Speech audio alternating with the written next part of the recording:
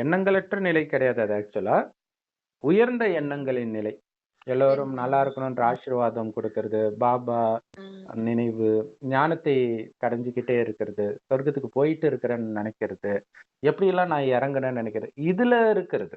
So இதுதான் அமைதி நிலை. இதுதான் எண்ணங்களற்ற நிலைக்கு சமமான நிலைன்ற. மற்றபடி எண்ணம் இல்லாம மனம் இருக்காது. ம். ஸோ இதிலே மைண்ட் பிஸியா வச்சிருக்கும்போது தான் அடுத்தவங்க ஒரு கோபப்படுறாங்கன்னா, டக்குன்னு நம்ம கண்டுபிடிச்சிருவோம். இதுதான் பிரச்சனைன்ட்டு. கூட பேச மாட்டோம். ஏன்னா நம்ம மைண்ட் அமைதி இழக்கும்போது தான் கத்தவே ஆரம்பிப்போம்.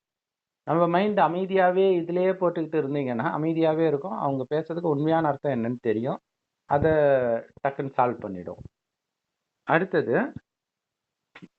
அதனால எந்த அளவுக்கு சம்பூர்ண நிலைக்கு பக்கத்துல வந்திருக்கிறீங்கன்னு இந்த விஷயங்கள வச்சு செக் பண்ணுங்க. மற்றவர்களுடைய எண்ணத்தை ஒரு வினாடியில உங்களால நிறைவேத்த முடியுதா?